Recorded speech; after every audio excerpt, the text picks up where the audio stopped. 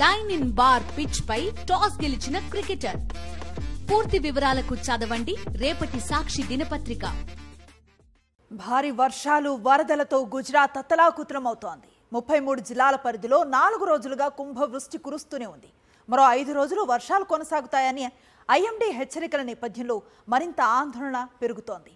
గుజరాత్ సీఎంతో ఫోన్లో మాట్లాడిన ప్రధాని మోదీ కేంద్రం అండగా నిలుస్తుందని హామీ ఇచ్చారు. గుజరాత్ లో వర్ష భీభత్సం కొనసాగుతోంది. ఎడతెరిపి లేకుండా కురుస్తున్న భారీ వర్షాలతో రాష్ట్రం అల్లాడిపోతోంది. రాజధాని గాంధీనగర్ సహా అహ్మదాబాద్, వడోదర, సూరత్, జామ్నగర్, మోర్బీ జల దిగ్బంధంలో చిక్కుకున్నాయి. రోడ్లపై అడుగుల మేర నీరు నిలిచిపోయింది. ఇళ్లు, కాలనీల్లోకి నీళ్లు చేరడంతో ప్రజలు తీవ్ర ఇబ్బందులు పడుతున్నారు. దేవభూమి ద్వారకలో 2 గంటల వ్యవధిలో 3.5 ఇంచుల వర్షపాతం నమోదయ్యింది.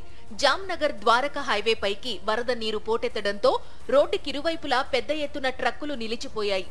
వాసై గ్రామంలో నదిలో కారు కొట్టుకుపోయిన ఘటనలో పోలీసులు 2ని కాపాడారు.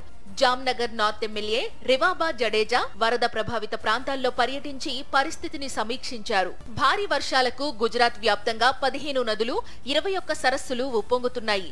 వడోదరలో విశ్వమిత్రి నదిలో నీటి మట్టం ప్రమాదకర స్థాయికి చేరడంతో ముందు జాగ్రత్త చర్యగా అధికారులు 7 వంతెనలు మూసివేశారు. బహరోచ్లో నర్మదా నది డేంజర్ మార్క్ దాటి పరివాహక ప్రాంతాలను ముంచెత్తుతోంది. డైమండ్ సిటీ సూరత్లో లోతట్టు ప్రాంతాల్లోని ఇళ్లల్లోకి వరద నీరు చేరింది. వర్షాలు, వరదల కారణంగా గుజరాత్లో 2 రోజుల్లో 16 మంది ప్రాణాలు కోల్పోయారు. ముంపు ప్రాంతాల నుంచి 23,000 మందిని సురక్షిత ప్రాంతాలకు తరలించారు.